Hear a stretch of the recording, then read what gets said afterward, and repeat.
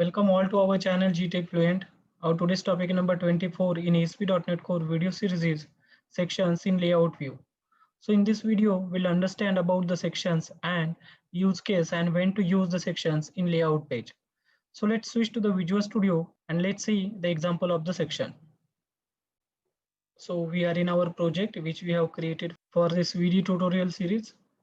So to understand the section with the example and the use of the section, we first need to create the subfolder under the www root with the name called JS. So let's add the one folder here with the name JS. And inside the JS folder, we'll add one custom JS file with the name custom.js. So let's add the file here. Right click, new item,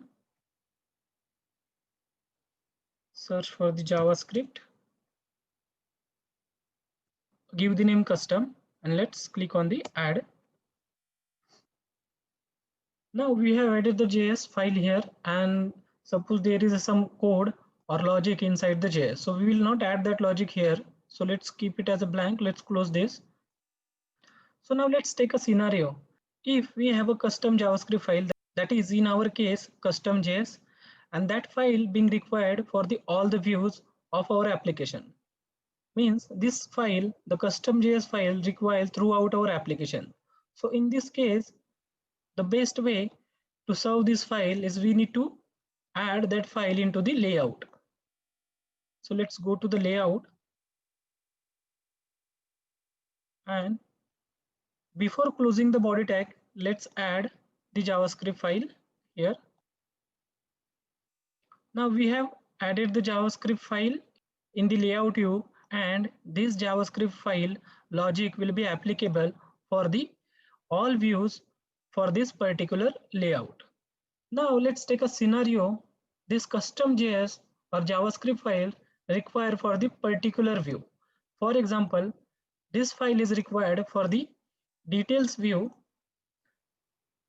not to the student info. So in such scenario, we make a use of sections. So to use the section, we need to use @section method inside the view. So if you type the @render,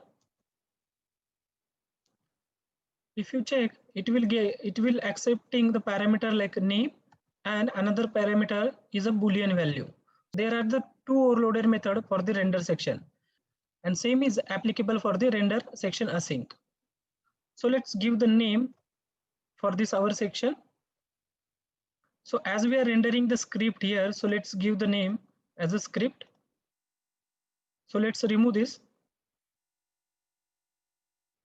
So this render section method we need to call into the layout at the location where we want to render the particular section, and that need to be added before closing of the body tag. So now till we have created the section, now let's understand how to provide the section content into the view. So let's go to the details view, as we need a section here. And to make a use of the section, we need to use @section, the name of the section. Same way we have added the JS file into the details view. So let's save these changes and run our application and see, and navigate to the student/details/1. So as expected, this page is getting load, and let's try to access student/student list. So if you notice, we are getting the error that the section script of the content is not provided into the student list. So the reason for the getting exception is the section is mandatory in our layout view. So we have not specified the section content into the student list. So that's why it is giving the error like we need to provide the section script. So now let's see how to make the section optional. So let's stop this and let's go to the layout view, and if you see, we have a overloaded method which accepting the boolean parameter. We need to pass the false, that indicates the section is optional for the views. So now let's run and see. Let's access student details /1. It should be work.